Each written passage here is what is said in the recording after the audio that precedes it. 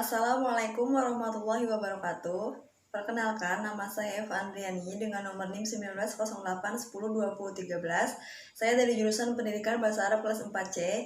Di sini saya akan menjelaskan tentang al-iltifat wa anwa'ahu atau iltifat dan macam-macamnya. Baik, langsung saja pada pembahasan yang pertama, yaitu pengertian iltifat. Secara etimologi, iltifat adalah bentuk masdar dari kata tufata, mengikuti wazan fata'ala dengan tambahan hamzah dan ta. Kata dasarnya yaitu lafata. Nah, secara etimologis, kata lafata itu memiliki arti as-sorof atau perubahan. Sedangkan secara terminologi, menurut Al-Hashimi bahwa iltifat adalah perpindahan dari semua dhamir mutakalim, mukhotob atau ghaib kepada dhamir lain. Karena tuntutan dan keserasian yang lahir melalui pertimbangan dalam menggugah perpindahan itu untuk menghiasi percakapan dan mewarnai seruan agar tidak jemu dengan satu keadaan dan sebagai dorongan untuk lebih memperhatikan, karena dalam setiap yang baru itu adalah kenyamanan, sedangkan sebagian iltifat memiliki kelembutan, pemiliknya adalah rasa bahasa yang sehat. Nah, menurut kitab Jauhurul bahwa iltifat itu merupakan pemindahan ibarat atau ungkapan dari sebagian jalan yang ketiga, takalum, khitab, dan ghaib, ke jalan lainnya. Seperti perpindahan dari bentuk takalum ke bentuk ghaib, atau khitab, atau sebaliknya dari bentuk ghaib ke bentuk takalum atau khitab, atau dari bentuk khitab ke bentuk ghaib atau takalum. Nah, pembahasan yang selanjutnya yaitu macam-macam iltifat. Iltifat itu ada 3. Yang pertama ada iltifat ad-dhamir, yang kedua ada iltifat adad al-dhamir, dan yang ketiga ada iltifat afwa al-jumlah. Baik, yang pertama ada iltifat ad-dhamir. Apa yang dimaksud dengan iltifat ad-dhamir? Yaitu perpindahan dari satu dhamir kepada dhamir lain di antara dhamir-dhamir yang 3, yaitu mutakalim, mukhotob, dan ghaib. Dengan catatan bahwa dhamir baru itu kembali kepada dhamir yang sudah ada dalam materi yang sama. Macam-macam dari iltifat ad-dhamir lah. Yang pertama, dari mutakalim ke mukhotob. Contohnya, wa ma liya la a'budul ladzi fatarani wa ilaihi turja'un. Surat Yasin ayat 22. Yang artinya, mengapa aku tidak menyembah Tuhan yang telah menciptakanku dan yang hanya kepadanya kamu akan dikembalikan.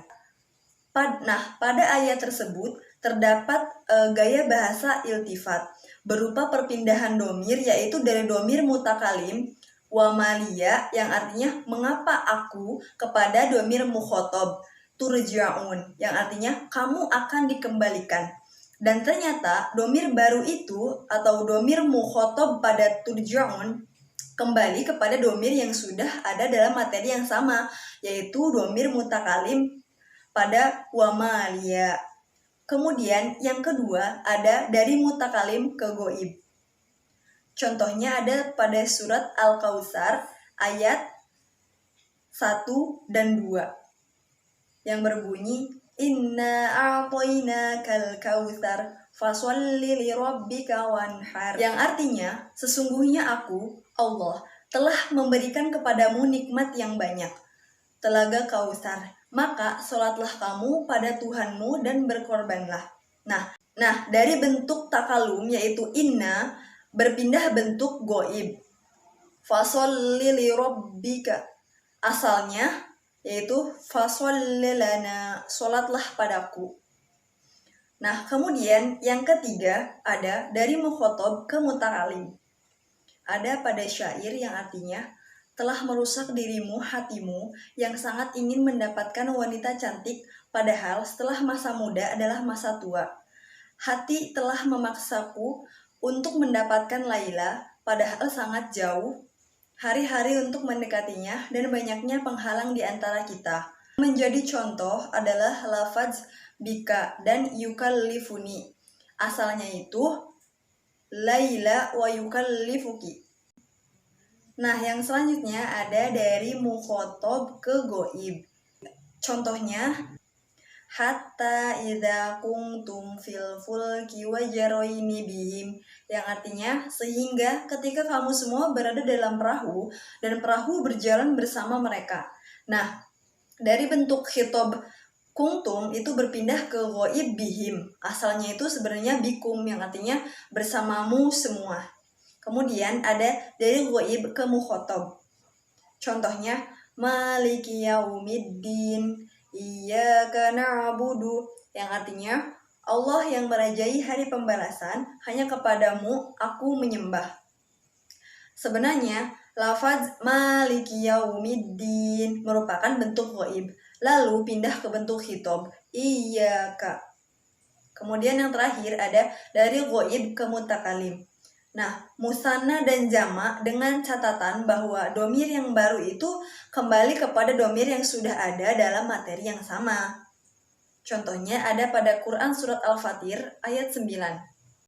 Kemudian yang selanjutnya itu ada iltifat adad ad-domir. Macam-macam dari iltifat adad ad-domir. Nah, yang pertama ada dari mutakalim mufrad kepada mutakalim ma'al ghair. Ada contohnya ada pada Quran Surat Al-Kahfi ayat 102. Nah, ayat tersebut menggunakan gaya bahasa udul yang berpola kalimat iltifat. Mengapa demikian? Perpindahannya itu terjadi pada bilangan domir, berupa perpindahan dari mutakalim mufrad atau persona tunggal, ibadi yang artinya hamba-hambaku, kepada mutakalim jamak, inna, sesungguhnya kami. Dan domir mutakalim jamak itu pada inna kembali kepada domir yang sudah ada dalam materi yang sama, yaitu domir mutakalim mufrad pada ibadi. Kemudian yang kedua ada dari mutakalim ma'al ghair kepada mutakalim mufrad. Contohnya ada pada Quran Surat Al-Baqarah ayat 38. Nah, ayat tersebut menggunakan gaya bahasa udul yang berpola kepada iltifat. Perpindahannya itu terjadi pada bilangan domir yang mana berupa perpindahan mutakalim jamak, qolna, yang artinya itu kami berfirman, kepada mutakalim mufrad, manna hadza, yang artinya petunjukku, dan domir mutakalim mufrad jamak pada manna hadza kembali kepada domir yang sudah ada dalam materi yang sama, yaitu domir mutakalim jamak, qolna.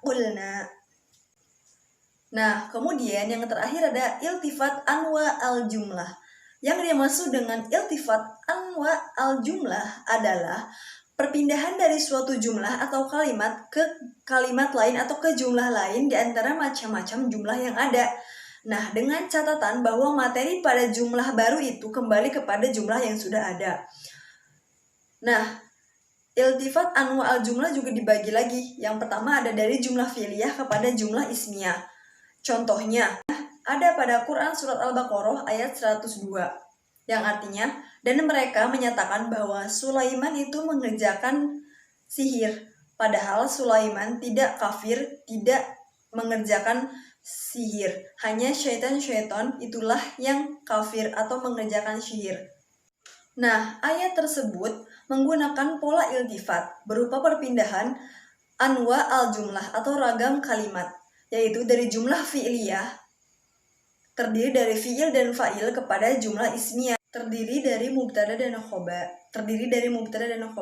Nah, kalimat kedua itu merupakan penjelasan dari kalimat pertama. Kemudian ada dari jumlah ismiyah kepada fi'liyah. Dalam surat Al-Fatihah yang berbunyi Alhamdulillahirrabbilalamin Ar-Rahmanirrahim Maliki yaumiddin Iyyaka na'budu. Nah, ayat tersebut merupakan pola iltifat berupa perpindahan pada anwal jumlah, yaitu jumlah ismiyah alhamdu terdiri dari mubtada dan khobar kepada jumlah fi'liyah, yaitu iyyaka na'budu terdiri dari fi'il, fa'il dan maf'ul bih. Nah, kalimat kedua merupakan penjelasan tentang keadaan persona pada kalimat pertama. Kemudian yang terakhir ada kalimat berita kepada kalimat melarang. Contohnya ada pada Quran Surat Al-Baqarah ayat 148. Mungkin cukup sekian yang dapat saya jelaskan. Kurang lebihnya mohon maaf. Wabillahi taufiq wal hidayah. Wassalamualaikum warahmatullahi wabarakatuh.